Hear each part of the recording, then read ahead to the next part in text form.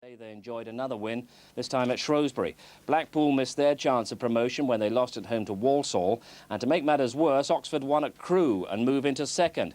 Notts County, they can also be promoted. They beat Swansea 4-0 today. And at the bottom, Hull and Brighton already down. Today they were joined by Swansea, who went down at Notts County. Carlisle looked like completing the quartet after their defeat at Wycombe. Sponsors in Old Town at 11 in the morning, but the travelling fans were determined to start their celebrations a week early at Shrewsbury yesterday. They were in party mood long before the kick-off, after winning promotion a week earlier and clinching the championship in midweek. The team showed two changes from their midweek line-up at Chesterfield. Alex Smith, a free signing from Everton, came into defence in place of Paul Bodin, and Martin Ling was recalled to strengthen midfield. It meant Wayne Allison, who played in a three-man attack at Chesterfield, began the game on the substitutes bench. We join commentator Jed Pittman in the first half. Well won by Smith. Chance of a break on here for Swindon. Ling charging down the left. This is Martin Ling. Plenty of players now supporting him in the middle. Chooses O'Sullivan. Here is O'Sullivan. Well, not the best of efforts from a player who's been in and out of the side this year. No problems for the referee this afternoon. Just changing his glass eye, possibly.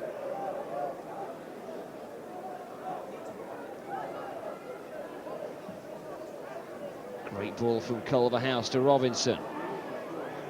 Former teammate Austin Barkley battling with him. It's Robinson who comes away with it, though.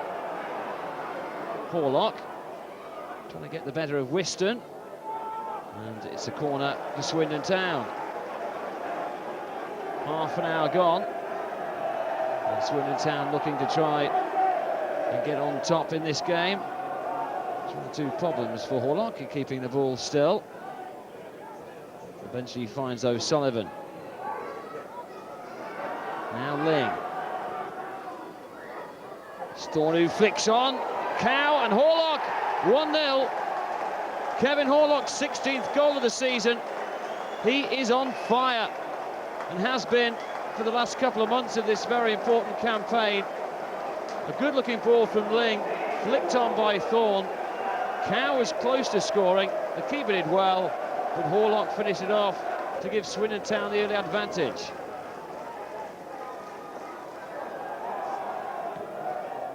Hopeful ball forward, isn't a bad one to Barkley. A couple of players in the middle, one is Curry, 1-1.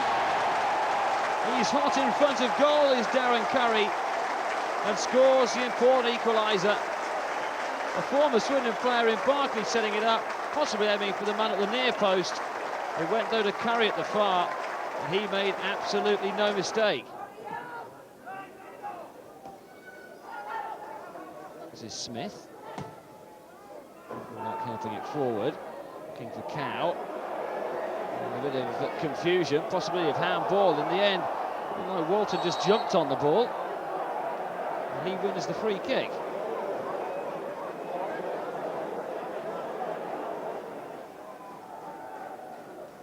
Corner taken by Smith. Ling. O'Sullivan. Looking for Taylor. Picked up instead by Cow. Hits Allison. Here's Seagraves. Great chance. Well, Seagraves just couldn't control the ball at the vital stage. Ling. Good looking cross to the far post.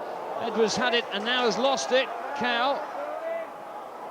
Eventually Shrewsbury will get it away with Stevens. Now Barkley.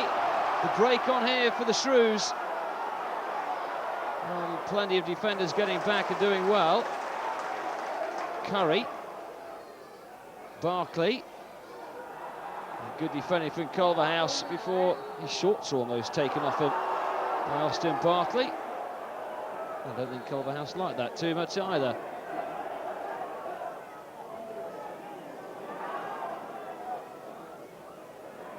Sullivan beaten to it by Evans. Break on here with Stevens, looking for Antrobus. And Antrobus in the end is having to stretch a little bit too far and couldn't put the ball on target. Looking ball to Robinson.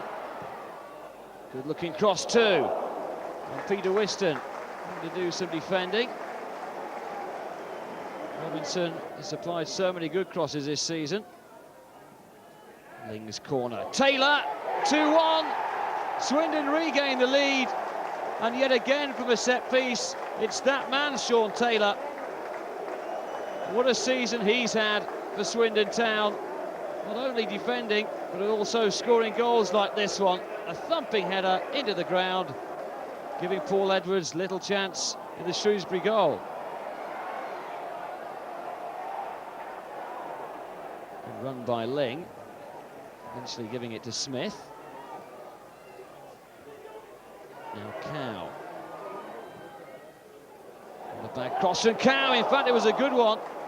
And Wayne Allison, the second half substitute today, will be disappointed not to have hit the target. Robinson. A neat play from Mark Robinson. Also from Smith. Robinson's cross. Here's Cow. Good save. And Steve McMahon leads his side over towards the support. Again, a tremendous following for Swindon this season. And they've now witnessed a club record 13th away win of this campaign. It really has been a superb season for the Division 2 champions. And for Steve McMahon, particularly sweet revenge, because the only side to win at the county ground this season were indeed Shrewsbury. Well, Mark, a slightly different question for you. Why was Swindon so good yesterday? Surprising, isn't it? Certainly after all the champagne at Chesterfield the other night in clinching the league, if you'd have had a bet yesterday, it would have been that Shrewsbury would have had a home win. I think it's the fact that, again, they made one or two changes. I think Steve McMahon said to the players, look, you've had such a good season, let's go out on a high. That was a 25th win. I think that's more, it's probably the best in terms of all the other clubs in all the other three divisions, plus the Premiership in terms of wins, 13 away from home, which tells you something about their season. They're on an upward cycle at the moment, Swindon. I mean, going into the new season, can you see them continuing that in the First Division?